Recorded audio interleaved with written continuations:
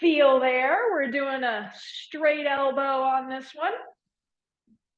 And when we, pardon me, when we come up, we're gonna lift those ribs, okay? So we want that lift to come through the core first, really, or along with the arm reach. We want it to feel like the waist is lengthening and the ribs are lifting. There's a lot of muscle in there that we can activate with movements like this that'll help us throughout the day. Crossover, opposite hand goes up. Come over here, cross over with the other foot. Opposite hand goes up. That's it. Good. Beautiful. Beautiful. Being able to look at and hear motor planning directions. That's what we're doing here, okay? Being able to make that happen in our bodies by watching and listening to someone else is a really important part of our brain that we're tapping into. It's a mirroring, it's a connecting part of the brain, and it's just so good for our movement. It's so good for our balance out in the world. And take the other foot off to the side, reach down with the opposite hand and go overhead. Good. That's it. Nicely done. Looks great, guys. So it's that nice lateral lunge step. We're sliding and gliding as we reach down. That translation that's happening through the hips and pelvis. Sliding, gliding is crucial for joint health, okay? We don't need rusty joints. We need slidey, glidey, slippery joints. There we go. This is how we get them and keep them. Nice work. Okay, backward and reach down with the opposite hand, okay? Got to keep thinking here. It's really good for us.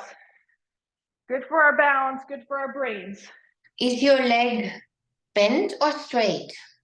So that's a great question, and everybody might be a little bit different, but probably ideally, when we step backward, that stance leg kind of is pretty straight, senses what the ground is like, sends the signal up to the brain, and immediately helps us stay upright. Okay, so the more we practice keeping those neural pathways open and flowing and talking, the better balance we're going to have, the better movement we're going to have all day. And if you got to get up at night, okay? All right, let's do 3 more. There's one. If we let those neural pathways sort of slack off, fall asleep, they don't know what to do. If we hit an uneven ground or something slippery or it's dark and we stub our toe, this is what we're doing, okay? We're making our bodies and our brains talk. Drop, reach my toe back, but I'm not stepping on it, okay? So I'm just gonna wait on my balancing leg. I'm gonna tap that toe back, then I'm gonna tap my toe forward and reach up, okay? Tap back behind me, and then forward and up. You decide how low you want to go. Okay, you make this work for you. Don't worry about anybody else. Not a bad idea to have yourself near a wall or counter. Sometimes even just visually, having something stable there next to us. Okay, that's it. Good stuff. We have to work on balance, single leg balance, balance with movement. Working on balance, just standing still is okay, but it's only a small piece of the game when it comes to balance. We really need it when we're moving and when things come at us and when situations change. That's when we need balance. So that's why we train it with movement, weight, depth, distance, direction, all of it.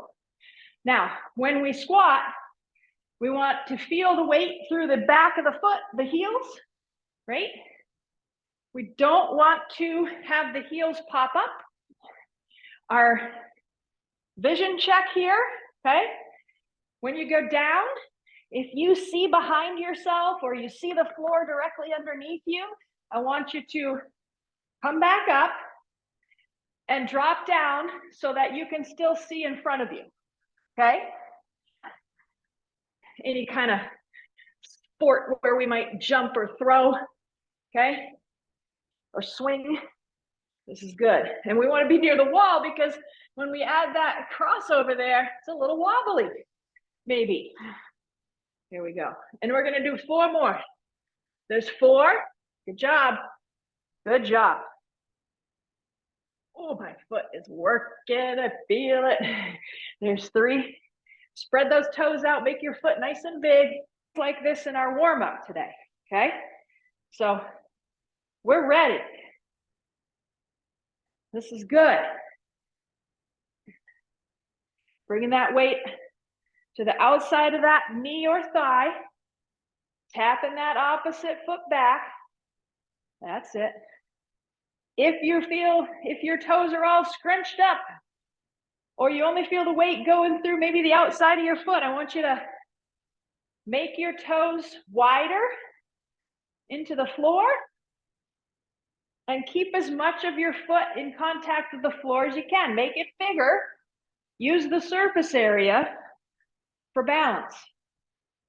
Okay, we're gonna go 3. Balance better. Good observation. Okay, so what Beth's talking about there is if I bring my legs straight back, then I'm getting that like rotation from my trunk loading from the top down into that move. What Beth is saying, she noticed if she crossed that leg maybe behind, right? Is that what you're saying, Beth? Off to the side or behind? That Yeah. She felt more balanced. So that makes total sense because from the top, we're coming across, and then from the bottom up, we're crossing midline. Do it a little bit, it's fine. Yeah. Yeah, Okay. either way, it's fine. Okay, Thanks. all right. So we're gonna go ahead and face the wall. I'm far enough away so that when I lunge forward, my foot is about 6 or 8 inches from the wall, from the floorboard. Gonna stiff arm the wall, okay? Now here, I'm just gonna reach down and we're gonna do some pulls, keeping that stiff arm on the wall. So I'm facing the wall, I'm stiff arming the wall. I'm not gonna let my elbow bend. Well, this one's bending. I'm not gonna let the one that's bracing bend. Moderate, get the feel. Then we're gonna turn up the speed 2 times from here, okay? Now, all right, pick up the pace. We're in seconds gear now, okay? So quick direction change. You go your second speed. Don't worry about anybody else. We're just going a little bit faster than when we started. Good.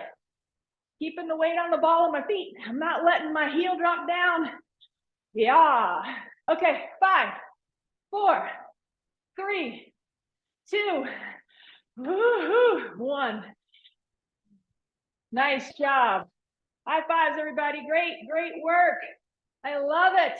Okay. Fill the lungs back up as you go up. Exhale down. Empty the lungs. Fill them back up. Next time you go down and across. Same thing with the breath. Exhale down. Inhale up.